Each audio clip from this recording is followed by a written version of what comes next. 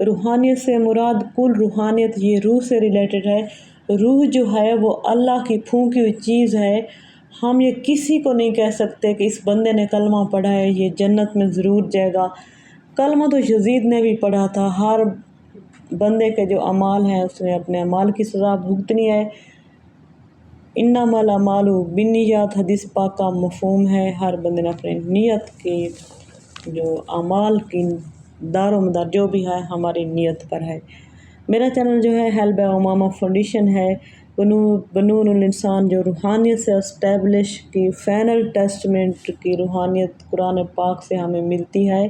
پہلے جو کتابیں تھیں تورات، زبور، انجیل، صحیفے، ساری کتابیں اسٹیبلشمنٹ ہیں، وہ ساری کتابیں فائنل ٹیسٹمنٹ قرآن پاک سے متفق ہیں۔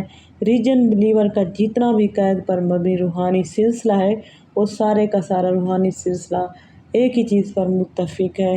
نفس جو ہے ہمارا وہ اللہ کی دی ہوئی ایک بہت خوبصورت نعمتوں میں سے ایک نعمت ہے جو آپ کے ساتھ ہم آہنگ ہے اور ہمیں دنیا اور آخرت کا دونوں کا راستہ ہموار کرتا ہے۔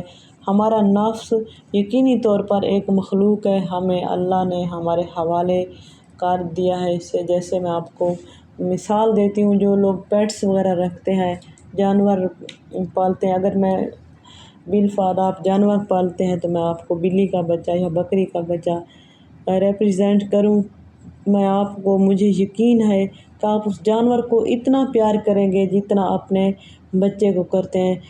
چھوٹے جو معصوم بچے ہوتے ہیں انہیں ہر وقت کانسٹنٹ واچ میں رکھا جاتا ہے، ماں باپ توجہ سے دیکھ رہے ہوتے ہیں، کہیں آگ میں ہاتھ نہ ڈال دے، کہیں پانی میں ہاتھ نہ ڈال دے، کوئی چیز نہ توڑ دے۔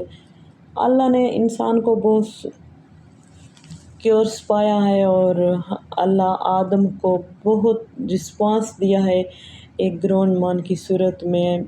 ہمیں اللہ نے زندگی دی ہے تو ہمیں چاہیے کہ ہم غریب لوگوں کو انڈر واچ گرو کروائیں، جیسے ہم اپنے بچوں کا خیال رکھتے ہیں ان کا بھی ایسے رکھیں۔